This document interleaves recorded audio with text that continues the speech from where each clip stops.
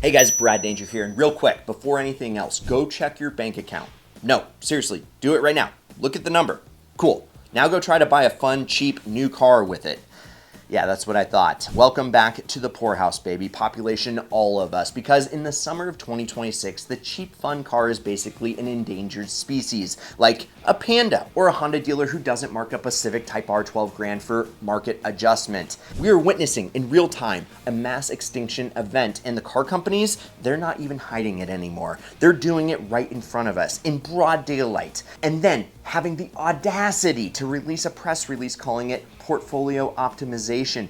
Portfolio optimization? That's corporate speak for we killed the fun car so that we could sell you a $61,000 electric SUV named after a mood, like the Equinox or the Ambiance or whatever. So today we're going through the eulogy. Grab your tissues, grab your calculator, because we're breaking down exactly how every single manufacturer is sneaking the affordable car out of the back door while you're distracted looking at 14-inch touchscreens that control your air vents. Like, subscribe so we hit 2 mil, and let's go. Okay, let's start off with the car that literally every single broke teenager in America either owned, wanted, or street raced badly in a Fast and Furious knockoff scene in a Walmart parking lot.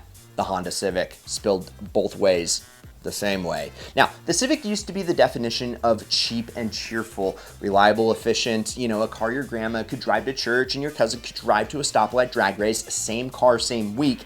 That was the beauty of it. Now, a base Civic this year is knocking on 26,000 bucks out the door.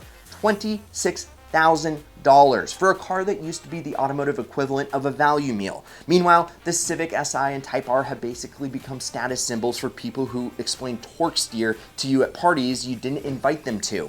Honda's not killing the Civic technically. It still exists. It's just been slowly gentrified, like a neighborhood that used to have a taco truck and now has a place that sells $9 toast. Same zip code, completely different economic reality. Hey guys, real quick, the giveaway for the Shelby and Supra and the $100,000 has ended, and well, the winners are being picked right now. But we're coming back bigger and badder and better. So click the link in the pinned first comment, because like Rocky, who won the GTR, like Greg, who won the 100K, you can sign up to be notified and get 100 free entries once it goes live. So click the link down below, go put in your email, and I can't wait to show you what we have cooking. All right, back to the show. Next up is the Volkswagen Golf GTI, the car that basically invented the hot hatch and the concept of fun car normal people can afford, except the regular Golf, gone, canceled. Yes, Volkswagen pulled it from the US market years ago because Americans apparently would rather have a Tiguan the size of a small aircraft carrier than a perfectly sensible hatchback.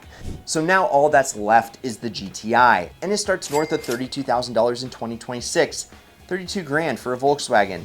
Yeah, let that sink in. That is not a cheap, fun car anymore. That's a my financial advisor is going to ask me questions car. Volkswagen basically looked at the entry-level hot hatch market and said, why sell you an appetizer when we can sell you the $30,000 entree and call it a value meal? The Subaru WRX, once the official car, I definitely modified my exhaust and my neighbors hate me. Rally bred, turbocharged, all-wheel drive chaos for the price that made sense. But this year pricing, comfortably in the mid-30s once you leave the parking lot. And Subaru clearly is more interested in selling you a Forester with a roof tent and "we're going to camping" bumper sticker than a genuine driver's car. I mean, the WRX still technically exists, but it's basically on life support, getting fewer upgrades than your group chat with friends from high school. Subaru's whole brand identity is shifting from boxer engine hooligans to golden retriever owners who need ground clearance for the dog park. And look, I love dogs. I love ground clearance, but where's my cheap turbo car? Subaru. Where? Remember the Mustang EcoBoost, the car that let you tell people I drive a Mustang without the financial commitment of a V8 and without your insurance company sending you a personal letter of concern?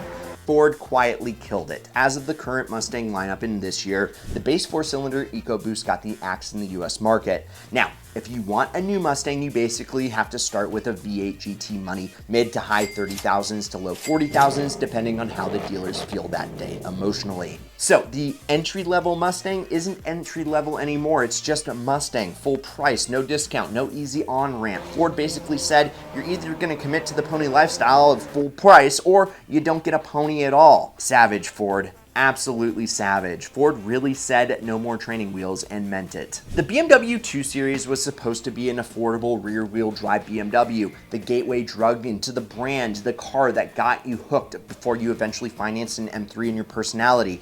In summer of 26 though, a base 2 Series starts at $39,000, and that's before BMW finance department starts feeling around in your pockets for adaptive suspension and M Sport package and the privilege of a blue and white roundel on your steering wheel. Meanwhile, the 4-cylinder options keep shrinking. Features keep getting locked behind subscription BS, and yes, in 26, we're still talking about BMW's heated seat subscription drama. Ugh. They'll never fully let it go.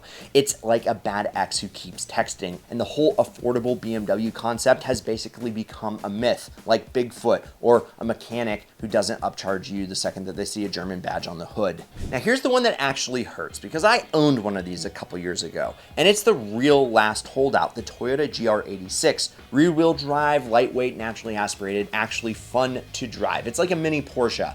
Embrace yourself. Still starts under 30,000 bucks in 2026. It's basically the last dinosaur walking around before the meteor hits. It's the guy still using a flip phone out of principle.